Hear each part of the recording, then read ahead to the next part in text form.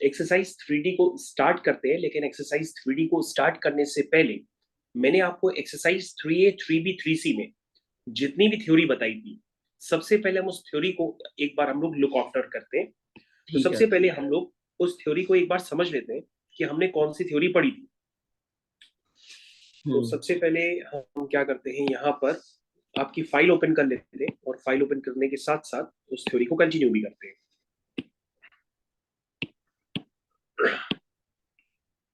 तो ये आपकी फाइल फाइनली ओपन हो गई है और इसके साथ आपकी ये वाली फाइल अटैच हो गई है।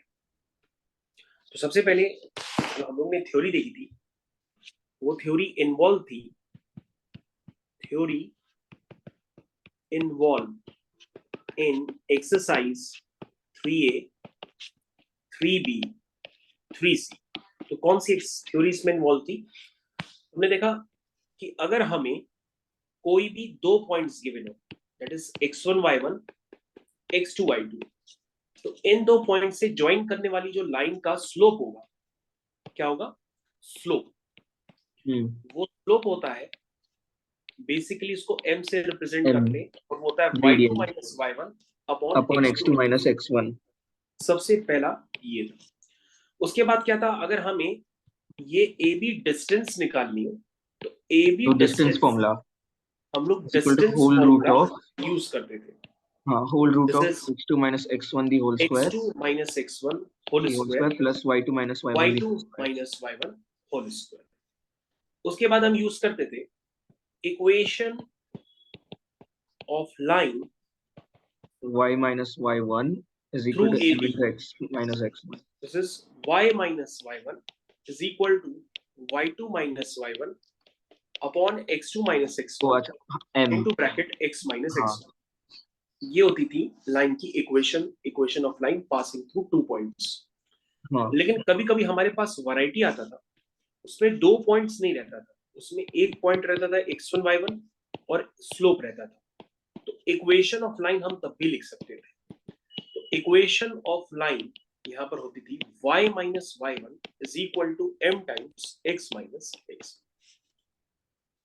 तो ऐसे कुछ स्टैंडर्ड्स थे, वो हम लोग ने देखे, और साथ में हम लोग ने ये देखा कि अगर लाइन की इक्वेशन गिवन हो तो हम डायरेक्टली लाइन की इक्वेशन से भी स्लोप निकाल सकते हैं, और वो स्लोप होता है minus coefficient of x upon coefficient of y। ऐसा स्लोप होता था। तो यहाँ पे x का कोफिशिएंट है a और y का कोफिशिएंट है b, तो लाइन की इक्वेशन से भी हम डायरेक्टली स्लोप निकाल लेते थे। तो ये होता था हमारे पास स्लोप निकालने के तरीके, कि स्लोप को हम कैसे कैसे डिफरेंट वैरायटी से क्रिएट करते हैं। कभी कभी हमारे पास लाइन का एक्स एक्सिस से एंटी क्लॉकवाइज डायरेक्शन में एंगल भी गिवन रहता था थीटा, तो भी हम लाइन का स्लोप निकाल लेते हैं, which is called tan theta. इसके बाद हम लोग ने देखा था intercept form of a line. Intercept form of line, तो इंटरसेप्ट फॉर्म ऑफ लाइन की इक्वेशन मेरे को अजय बताएंगे क्या होती है।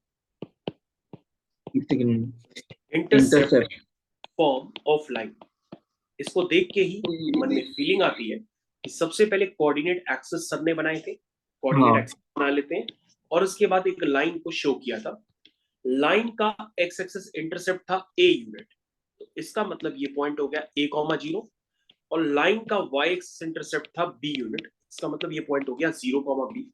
तो हमारे पास लाइन की इक्वेशन आ गई x upon a plus y upon b is equal to 1। This is called intercept form of a line. इसमें x के नीचे जो होता था वो x एक्सिस में इंटरसेप्ट है, दैट इज a यूनिट, और y में जो होता था वो y एक्सिस इंटरसेप्ट है, दैट इज b यूनिट। उसके बाद मैंने आपको बताया था कि अगर x एक्सिस पे कोई पॉइंट होता है तो उसका y कोऑर्डिनेट क्या होता है? 0 होता है, और अगर y एक्सिस पे कोई पॉइंट होता है तो उसका x कोऑर्डिनेट 0 होता है। अरे वाह, तुमको तो सारी थ्योरी पता है आज के टाइम में। सर प्रैक्टिस किया थोड़ा। हाँ, तो तुमको थ्योरी पूरी पता है, सही बता रहे हो। तो ये थ्योरी हम लोग ने इन्वॉल्व की थी, और एक्सरसाइज 3A 3B 3C में डिफरेंट वैरायटी के क्वेश्चंस किए इतनी ही थ्योरी को घुमाते हुए। अब बेटा हमारे पास यहाँ पे थ्योरी जो इन्वॉल्व होगी वो थ्योरी इन्वॉल्व है रिलेटेड टू सर्कल। किससे थ्योरी इन्वॉल्व है? Related to circle. तो कोऑर्डिनेट ज्योमेट्री में आता है एक्सरसाइज 3D के अंदर सर्किल। तो सबसे पहले हम लोग यहाँ पे यूज करेंगे एक्सरसाइज 3D और समझेंगे कि सर्किल अचानक कोऑर्डिनेट ज्योमेट्री में कैसे क्रिएट हो जाता है। तो बहुत आसान सा काम है। सबसे पहले गणेश जी की पूजा चल रही है इस समय। तो गणेश जी की पूजा के पश्चात यानी गणेश जी की पूजा के बाद लोग गाय को भोजन कराते हैं। जब गाय को भोजन कराते हैं तो क्या होता है कि गाय को एक रस्सी से बांध दिया जाता है। वो जहां रस्सी से गाय बांधी जाती है तो वो एक फिक्स पॉइंट होता है जिसका कोऑर्डिनेट होता है x1 y1। और ये हो गई गाय की रस्सी, ये हो गई गाय की रस्सी। अब जो रस्सी की लेंथ है वो है r मीटर। कितनी है? r metre. अब r कुछ भी हो सकता है, 2 मीटर भी हो सकता है, 5 मीटर भी हो सकता है, 6 मीटर भी हो सकता है। तो हम क्या करते हैं, फिक्स पॉइंट से कांस्टेंट डिस्टेंस पर गाय को बांध देते हैं और ये गाय का नाम है P। गाय का क्या नाम है? P। अब हम गाय को खाना जाते हैं खाना देने और गाय को खाना दे देते हैं और ये गाय का खाना यहाँ पर रखा हुआ है। कुछ लोग आए उन्होंने गाय का खाना यहाँ पे रख दिया, कुछ लोग आए उन्होंने गाय का खाना यहाँ पे रख दिया, कुछ लोग आए उन्होंने गाय का खाना यहाँ रख दिया, कुछ लोग आए उन्होंने गाय का खाना यहाँ रख दिया। तो इस तरह से जगह जगह पर गाय का खाना रख दिया गया। कुछ लोग आए उन्होंने गाय का खाना जो है दूर से ही रख दिया, यहाँ फेंक दिया। कुछ लोग आए उन्होंने गाय का खाना यहाँ पे रख दिया। अब बेचारी गाय जो है खाना खाने के लिए कैसे घूमेगी? चारों तरफ घूमेगी, पूरा ऐसे घूम घूम के ही उसको खाना पड़ेगा, घूम घूम के खाना पड़ेगा। जब गाय घूम घूम के खाएगी तो उसके पास जो घूमा हुआ पाथ होगा यानी जिस पाथ पे वो चलेगी वो पाथ क्या क्रिएट कर देगा? एक सर्किल। क्या क्रिएट कर देगा? सर्किल। ठीक है ना? तो जब भी हम एक फिक्स पॉइंट से कांस्टेंट डिस्टेंस पर कोई भी एक पॉइंट लेते हैं तो वो एक पॉइंट P नहीं हो सकता, वो कई सारे पॉइंट हो सकते हैं। वो P पॉइंट यहां भी हो सकता है, वो P पॉइंट यहां पे भी हो सकता है, वो P पॉइंट यहां पे भी हो सकता है, वो P पॉइंट यहां भी हो सकता है। तो फिक्स पॉइंट से कांस्टेंट डिस्टेंस पर जब कोई हम पॉइंट लेते हैं तो वो कई सारे वेरिएबल पॉइंट्स होते हैं, लेकिन सारे वेरिएबल पॉइंट्स को जब हम ज्वाइन करते हैं तो क्या बनता है? सर्किल। तो बेटा आप बताओगे कि सर्किल की इक्वेशन क्या है? कहोगे सर सर्किल की इक्वेशन उसकी एक कंडीशन है। हमने कहा क्या कंडीशन है? कि इसका एक सेंटर है। तो कहोगे सर कि जो ओपी डिस्टेंस है वो हमेशा आर होगी। ओपी डिस्टेंस है वो हमेशा क्या होगी? आर होगी। तो हमने कहा ओपी डिस्टेंस बताओ। कहोगे सर अभी बताते हैं, इंतजार करिए। तो x1 y1 h और k दिस इज उसका डिस्टेंस फॉर्मूला माइनस x1 का whole square k minus y1 का होल स्क्वायर। ये जो डिस्टेंस है वो किसके इक्वल हो गई? r के इक्वल हो गई। अब हमें ये इक्वेशन बहुत अजीब लग रही है इसलिए हम यहाँ पे कर देते हैं स्क्वायरिंग। तो हमने यहाँ पे कर दिया स्क्वायरिंग बोथ साइड्स। जैसे ही बच्चों हम दोनों तरफ स्क्वायरिंग करेंगे तो यहां से रूट हट जाएगा और यहाँ पे स्क्वायर आ जाएगा। तो बच्चों अगर आप ध्यान से देखें आपके पास सर्किल की स्टैंडर्ड इक्वेशन निकल गई है, लेकिन आपको ध्यान रखना होगा सर्किल की जो स्टैंडर्ड इक्वेशन होती है उसमें h की जगह x कर दिया जाता है और k की जगह y कर दिया जाता है। तो सर्किल की स्टैंडर्ड इक्वेशन बन जाती है x माइनस x1 का whole square y minus y1 का whole square is equal to r square. तो बच्चों ये बन गई आपकी सर्किल की इक्वेशन, जहां पर x और y क्या होते हैं? वेरिएबल पॉइंट होते हैं। इसलिए आपको बच्चों जब भी वेरिएबल पॉइंट को कोऑर्डिनेट ज्योमेट्री में लेट करना होगा पहले आप उसको h, k लेट करेंगे और h, k लेट करने के बाद लास्ट में उसको x और y से रिप्लेस कर देंगे और आपके पास फाइनल इक्वेशन आ जाएगी। This equation is called equation of circle. Okay. तो बेटा आपको ध्यान रखना होगा कि इक्वेशन ऑफ सर्किल को मैं दोबारा बता रहा हूं और सजा के बता रहा हूं। तो आज के दिन गणेश महोत्सव है इसलिए हम सर्किल की इक्वेशन थोड़ा सा डेकोरेट कर देते हैं। तो ये आपकी हो गई सर्किल की इक्वेशन। यहां पे बेटा आपको ध्यान देना होगा जो सेंटर है, जो सेंटर होता है सर्किल का वो है आपका x1 y1। सेंटर क्या है इसमें? x1 y1। तो आज आपके पास एकदम नया कलर आया है। ये जो सेंटर है इसका नाम है x1 y1। लेकिन बच्चों यहाँ पे आपको ध्यान देना होगा जो इसकी रेडियस है वो कितनी है? आर। तो बेटा रेडियस इसमें कितनी है? रेडियस आर स्क्वायर नहीं है, आर है। क्या है? आर। और सेंटर क्या है? x1y1। अच्छा, हाँ, सेंटर क्या है? x1y1 x1y1। x1y1। तो सर, तो बेटा वो ओ हो अभी गया ना सेंटर यस, बेसिकली। फिक्स हाँ, point is known as centre of circle. तो यहाँ पे बच्चों सेंटर हो गया आपका x1y1 और आपकी रेडियस हो गई r। तो आप देख सकते हैं किस तरह से आज के दिन गणेश महोत्सव पे मैंने आपको पहली बार एक नई कलर में सेंटर और रेडियस को बताया है और सर्किल की इक्वेशन को भी डिस्क्राइब किया। तो उसको पहले आप सही ढंग से लिखिए, फिर मैं आपको आगे बताता हूँ। हाँ, तो बच्चों फाइनली आपने देखा कि सर्किल की स्टैंडर्ड इक्वेशन क्या होती है और किस तरह से आपने उसका सेंटर और रेडियस देखा। लेकिन बालकों, आपको ध्यान देना पड़ेगा, जब सर्किल में उसका सेंटर क्या हो जाए? ओरिजिन। सेंटर क्या बन जाए? ओरिजिन। और अगर सेंटर बेटा ओरिजिन बन गया तो वो सेंटर कैसा नजर आएगा? जीरो कॉमा क्या?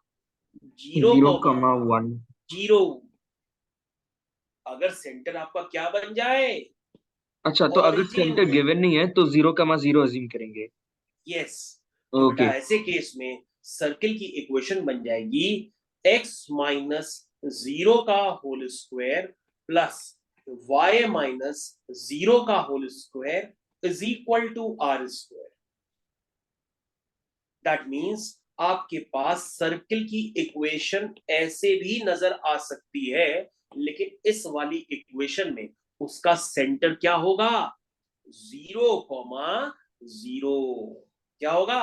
0,0 0,0।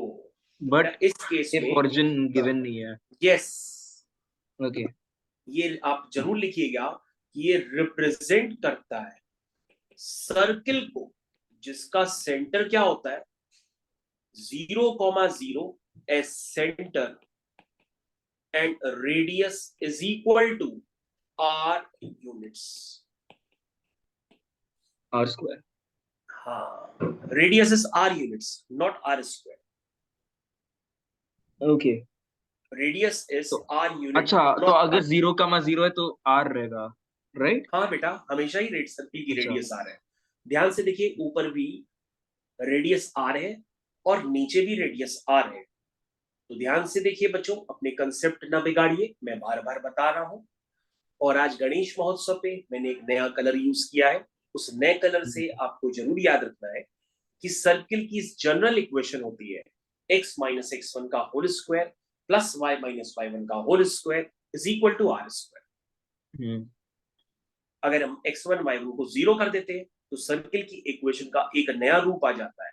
इसको कहते हैं रंग एक रूप अनेक। अरे वाह सर, क्या बात। बेटा हम लोग ऑनलाइन पढ़ाते हैं ना, तो ऑनलाइन में बहुत बोलते हैं तो आदत पड़ जाती है। सही है सर, सही है। चलो ठीक है। एक सेकंड।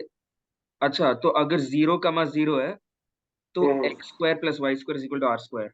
हाँ, और 0,0 नहीं है तो ऊपर वाली इक्वेशन x माइनस x1 का whole square plus y minus y1 का whole square is equal to are square.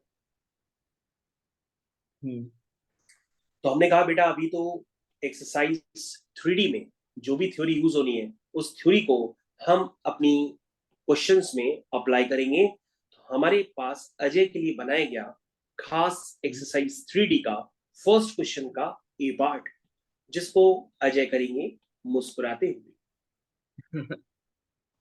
तो अजय कहेगा सर ये क्वेश्चन हो जाएगा, क्या बताना क्या है? हमने कहा बेटा इसका सेंटर बताना है और रेडियस बताना है। तो अजय कहेगा सर मैं बताऊंगा। हमने कहा कैसे बताओगे?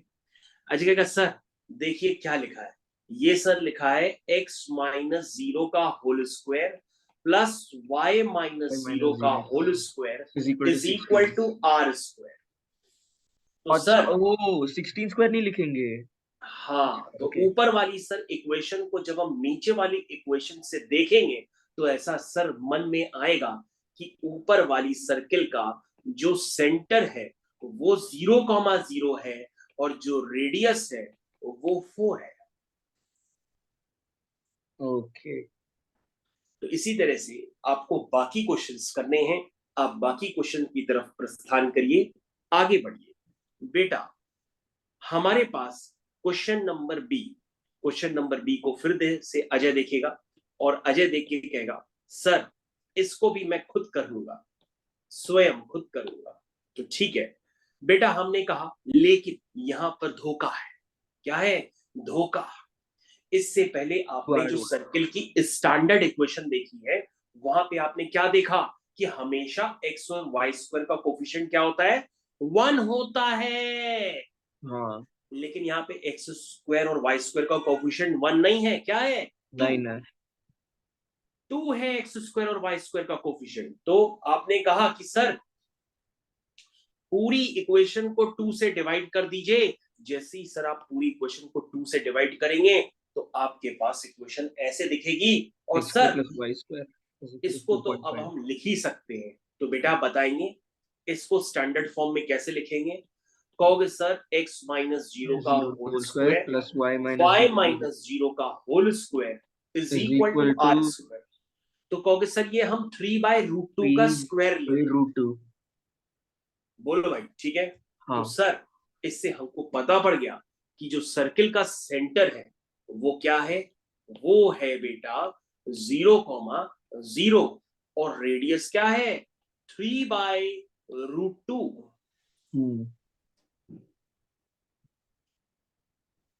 ओके नहीं समझ में आया? हाँ सर समझा।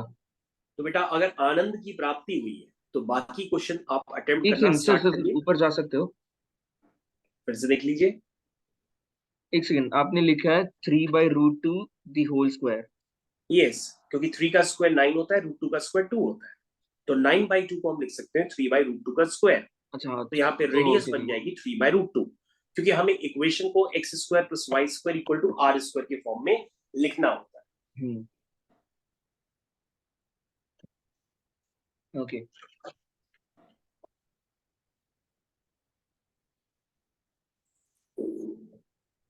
एक सेकंड।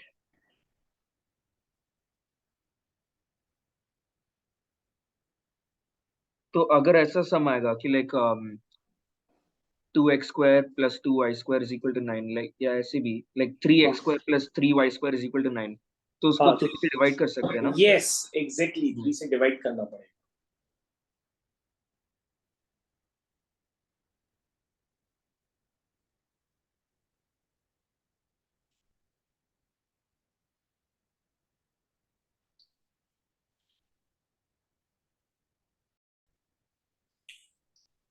तो बच्चों हम लोग यहाँ पर क्वेश्चन नंबर सी वाले पार्ट को डिस्कस करेंगे और अब हम लोग आगे कंटिन्यू करते चले जाएंगे। सिर्फ अजय को ध्यान पूर्वक देखना है कि अब सर क्वेश्चन को कैसे करने वाले हैं।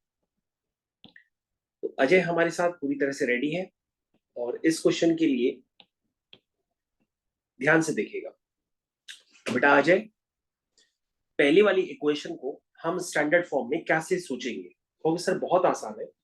दिस इज, अजय ध्यान से देखो, दिस इज x माइनस 0 का होल स्क्वायर। क्या हम ऐसे लिख सकते हैं? हाँ। प्लस फिर क्या लिखा है बेटा? y माइनस 0 नहीं है, अब की बात है y माइनस 2 का स्क्वायर। और 25 को लिखेंगे 5 का स्क्वायर। तो अजय खुश होते ही हमको बताएगा कि सर मैं बताऊंगा सेंटर क्या है? 0,2। हाँ 0,2। अगर अजय को लग रहा है कि वो कंफर्टेबल नहीं है तो अजय चाहे तो इसको कंपेयर करने के लिए कंपैरिजन वाली इक्वेशन भी लिख सकता है।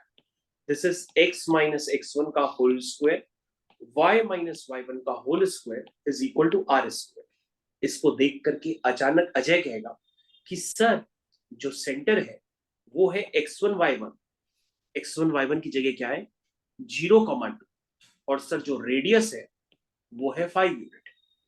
इसको देख करके अजय को खुशी हुई और अजय ने नेक्स्ट वाला क्वेश्चन स्टार्ट कर दिया और स्टार्ट करने से पहले ही उसका सेंटर और रेडियस तुरंत बता दिया। तो बेटा अजय सर एक बार सब लिखा नेक्स्ट फिर से। हाँ सब तो फिर से दिखाए।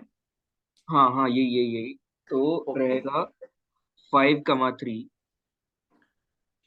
बेटा अजय, तुम्हें जान के प्रसन्नता होगी कि तुम्हारा गलत है, उसको सही करते हैं। अजय कहेगा सर कैसे गलत है?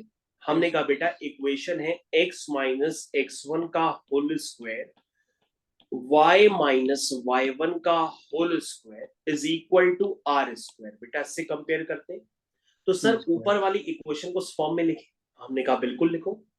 तो x माइनस 5 का होल स्क्वायर y माइनस, बेटा वहां +3 है तो +3 को बेटा हम इस फॉर्म में लिखेंगे।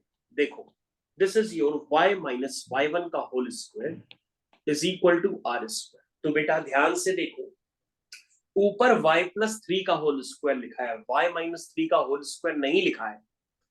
तो आप क्या करोगे, उसको स्टैंडर्ड फॉर्म में क्रिएट करोगे। स्टैंडर्ड फॉर्म क्या होता है? x माइनस x1 का whole square y minus y1 का whole square is equal to are square. तो बेटा आ जाए, अब आपको x1 की जगह क्या नजर आ रहा है? 5। y1 की जगह क्या नजर आ रहा है? -3। रेडियस की जगह क्या नजर आ रहा है? 2। तो बेटा अजय यहां पर आपके पास सेंटर क्या आ गया? 5, सर 5, -3 और सर रेडियस क्या हुई? मैंने गलती से 5,3 बोल दिया था। ओके। कहोगे सर डी पार्ट कंप्लीट हुआ, डी पार्ट कंप्लीट हो गया। तो अजय ई वाले पार्ट में बिल्कुल भी गलती नहीं करेगा। ई वाले पार्ट का आंसर अजय बिल्कुल सही बताने की कोशिश करेगा। बेटा अजय क्वेश्चन ई, बुक अपनी ओपन रखिए, क्वेश्चन ई को देखिए और उसको खत्म करिए।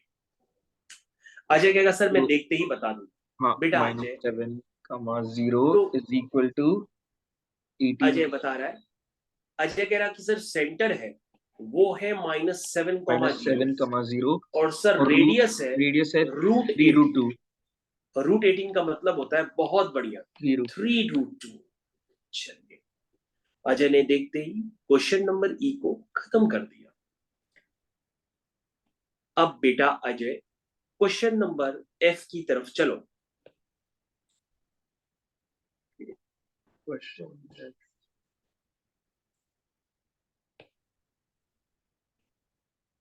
बेटा ध्यान से देखने लगेगा, ये ऑनलाइन पढ़ाने में काफी मेहनत लगती है क्योंकि जो है जब हम एक सॉफ्टवेयर को दोनों हाथों से चलाते हैं तब सारी चीजें यहाँ पे सेट हो रही हैं। तो बिल्कुल ध्यान से देखिए। चलिए तो बच्चों हमारे पास नेक्स्ट क्वेश्चन आ गया है। नेक्स्ट क्वेश्चन को देख करके अजय के मन में आएगा कि सर ये गड़बड़ है। हमने कहा क्या गड़बड़ है? सर ये जो 2 लिखा है ना, उस 2 को आप नीचे ले जाइए तो आपको इक्वेशन थोड़ी सी सही लगेगी। यस, या 2 से डिवाइड कर दीजिए तो सर ये हो जाएगा 45/2। अब सर सही लग रहा है। अब सर आप कुछ ना करिए, मैं डायरेक्ट आपको बता देता हूं। इसका जो सेंटर है वो है 3, -4 और जो रेडियस है वो है √45/2।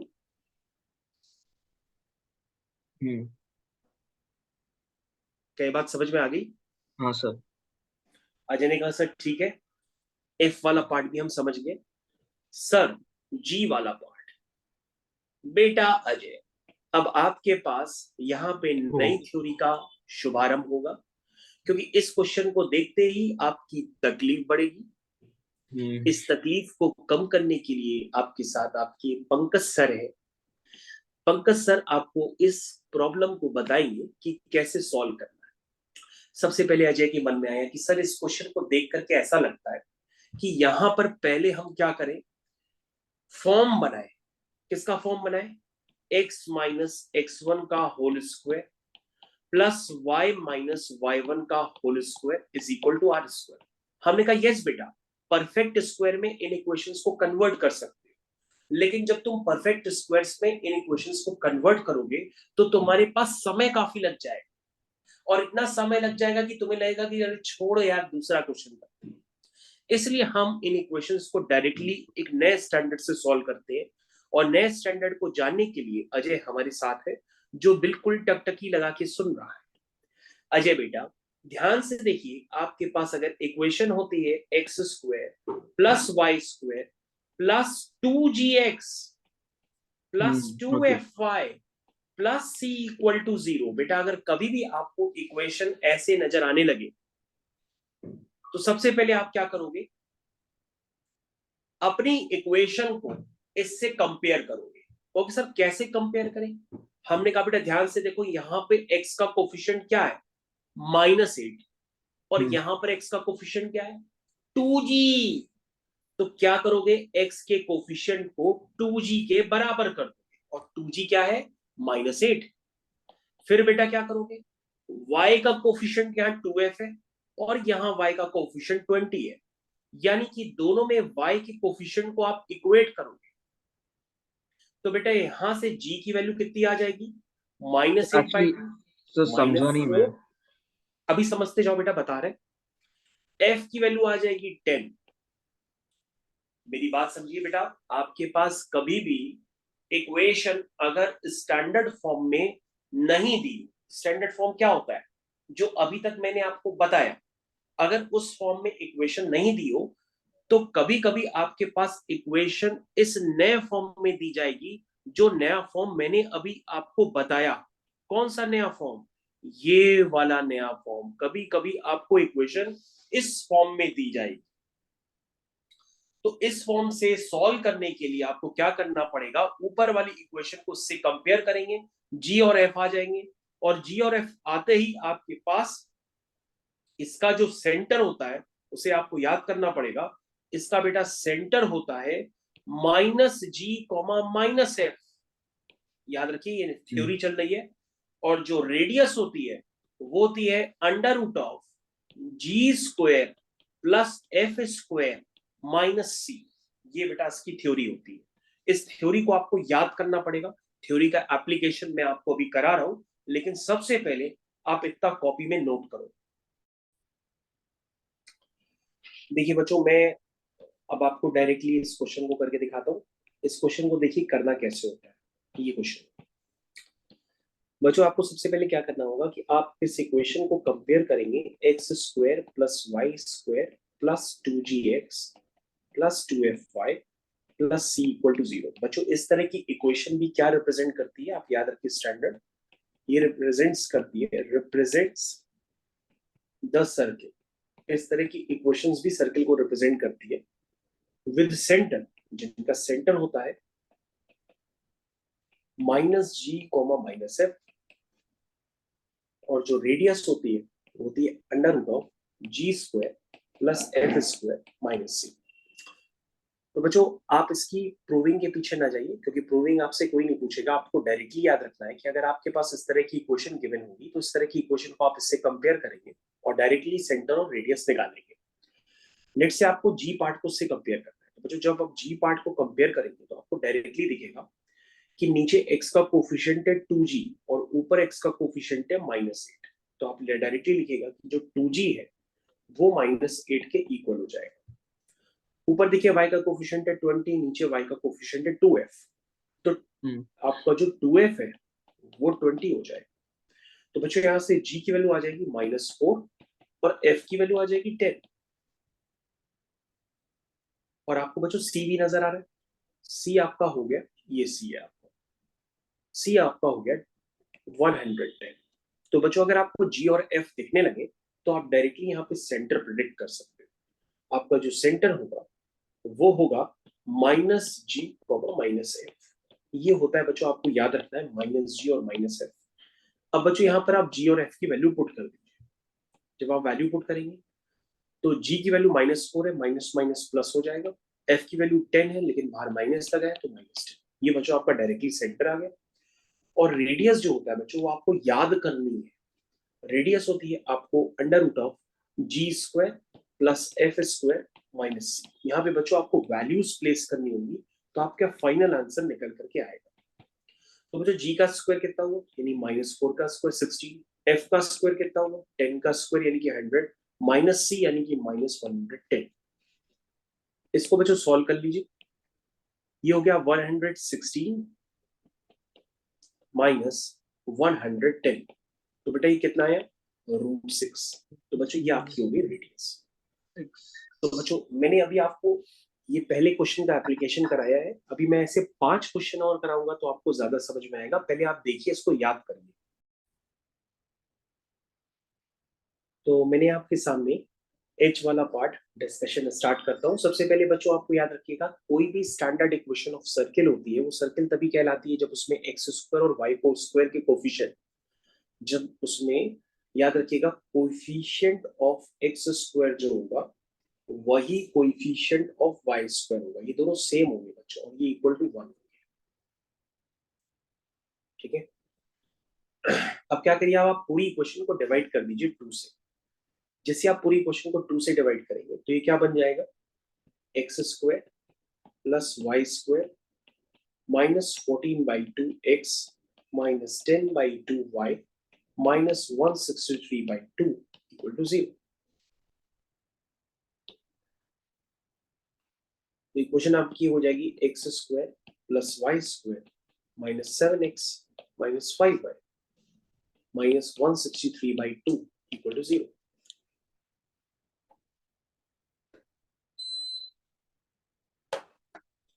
अब हम क्या करेंगे, इस इक्वेशन को कंपेयर करेंगे, x square plus y square plus 2gx plus 2fy plus c equal to 0 से कंपेयर करेंगे।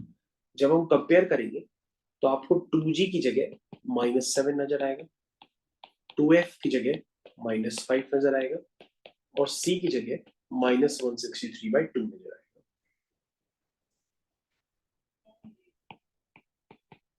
तो यहाँ पे बेटा जो सेंटर होता है वो होता है -g, -f।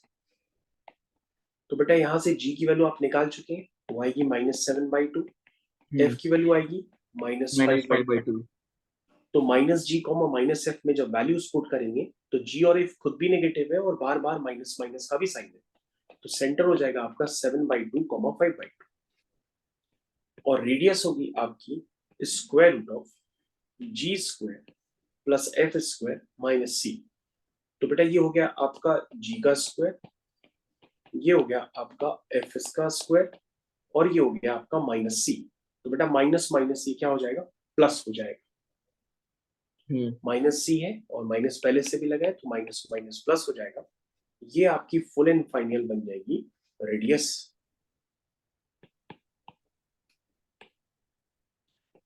ये हो गया बच्चों 49/4, ये हो गया 25/4 और ये हो गया 163/2।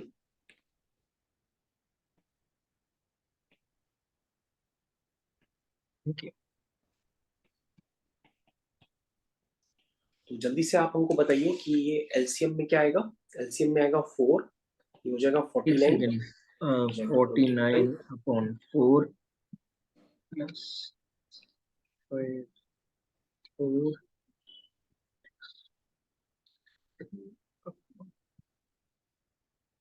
100।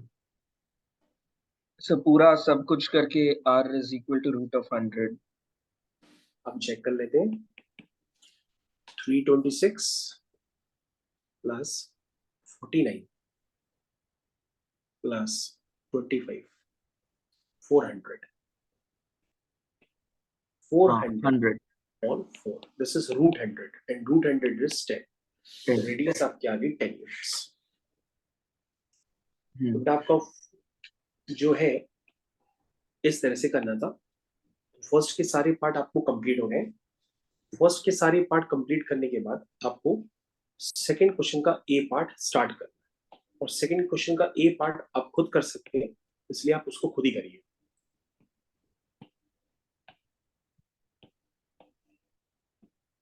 तो 1 मिनट आया मैं। हाँ, तो बच्चों फर्स्ट क्वेश्चन तो आपका बेसिकली बहुत इजी था, जिसको आप डायरेक्टली लिख सकते हैं x माइनस 0 का whole square plus y minus 0 का whole square is equal to r square. इतना लिखते ही आपका फर्स्ट क्वेश्चन कंप्लीट है। उसके बाद बच्चों बी वाला पार्ट, सी वाला पार्ट, यानी बी और सी आपने दोनों कर लिए होंगे, बहुत आसान है। अब हम लोग चलते हैं डी वाले पार्ट की तरफ। बच्चों डी वाले पार्ट में भी कुछ नहीं है, सिर्फ आप इक्वेशन लिख करके छोड़ सकते हैं। ये हो गया आपका डी वाला पार्ट। तो डी वाले पार्ट में हमारे पास लिखा हुआ है दिस इज x माइनस 1/2 का whole square plus y minus minus minus बच्चों प्लस हो जाएगा 3/2 का square is equal to r square. ये बेटा आपका डायरेक्टली आंसर हो गया, आप यहीं पर इसको छोड़ सकते हैं। ओके तो सेंटर और रेडियस पता हो तो आपको स्टैंडर्ड यूज करना है, x माइनस x1 का whole square plus y minus y1 का whole square is equal to r square. अब आपके पास आ गया क्वेश्चन नंबर 3। तो अब हम लोग क्या करेंगे, क्वेश्चन नंबर 3 को भी स्टार्ट करते हैं धीरे से।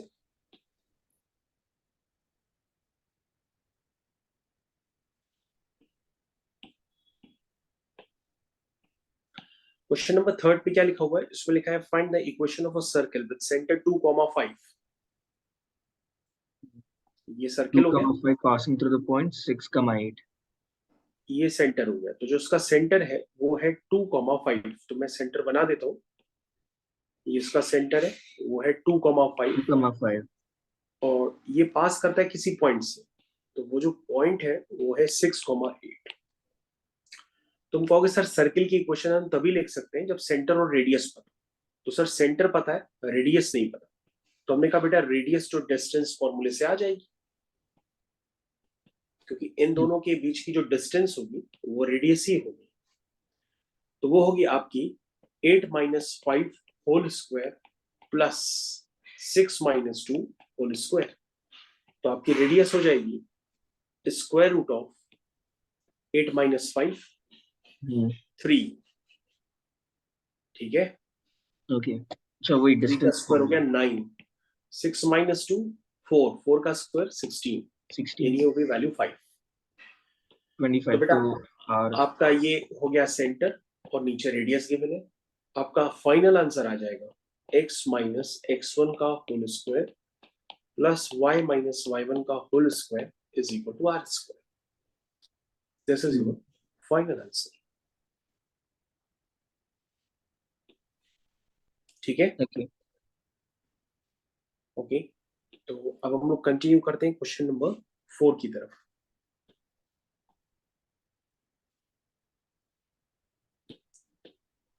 ये आ गया आपका क्वेश्चन नंबर 4।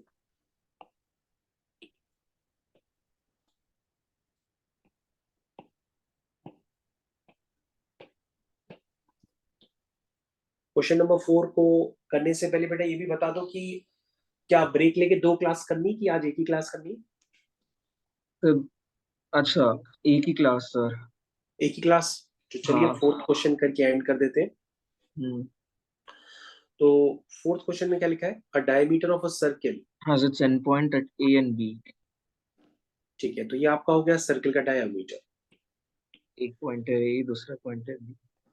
एक पॉइंट है -6,8 और दूसरा पॉइंट है आपका 2,-4। हाँ और डायमीटर का जो मिड पॉइंट होता है उसे हम लोग कहते हैं सेंटर। तो उसका सेंटर आप निकाल लीजिए। क्या आएगा सेंटर इसका?